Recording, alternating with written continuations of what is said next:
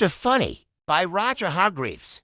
Mr. Funny lived in a teapot. It had the bedrooms, a bathroom, a kitchen, and a living room, and it suited Mr. Funny very nicely. One day, Mr. Funny was having lunch. He wasn't very hungry, so he only had a daisy sandwich and a glass of toast. Delicious, he murmured to himself as he finished his funny lunch. After lunch, Mr. Funny decided to go for a drive in his car. Mr. Funny's car was a shoe. Have you ever seen a car that looks like a shoe? It looks very funny. As he drove along, everybody who saw him laughed to see such a funny sight. He passed a worm at the side of the road. The worm thought Mr. Funny and his funny car was the funniest thing he had ever seen. He nearly laughed himself in two.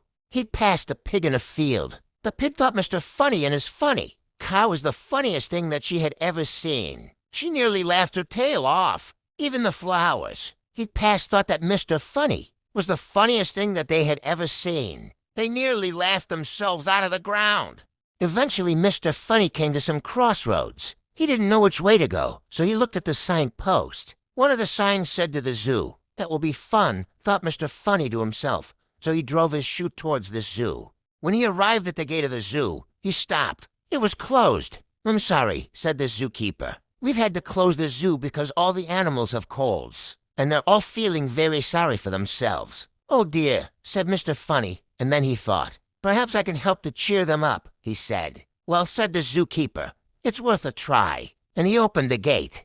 Mr. Funny drove into the zoo. In his shoe, the first thing he saw was an elephant. It was true. The elephant was feeling very sorry for herself. Very sorry indeed. Mr. Funny stood and looked at the sad-looking elephant, and the sad-looking elephant stood and looked at Mr. Funny. Oh dear.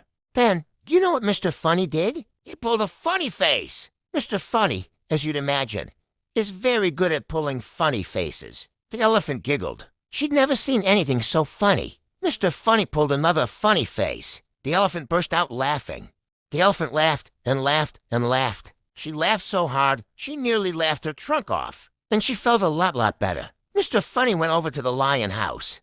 There was a lion, feeling extraordinarily sorry for himself. Mr. Funny stood and looked at the sad-looking lion, and the sad-looking lion stood and looked at Mr. Funny. Oh dear.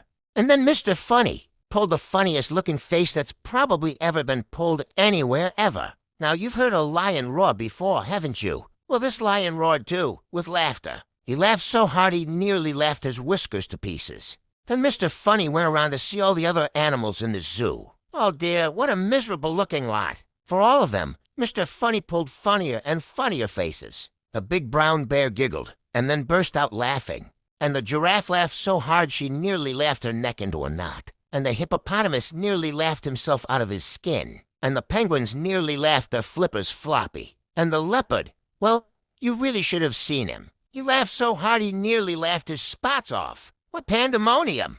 Oh, Mr. Funny, giggled the zookeeper, who had started laughing as well. Oh, Mr. Funny, thank you very, very much indeed for coming to cheer us all, oh. It was nothing really, replied Mr. Funny modestly and drove off. In his shoe.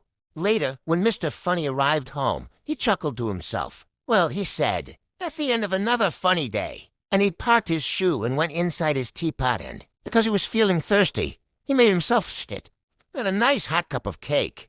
The end. Subscribe and press the bell for more videos.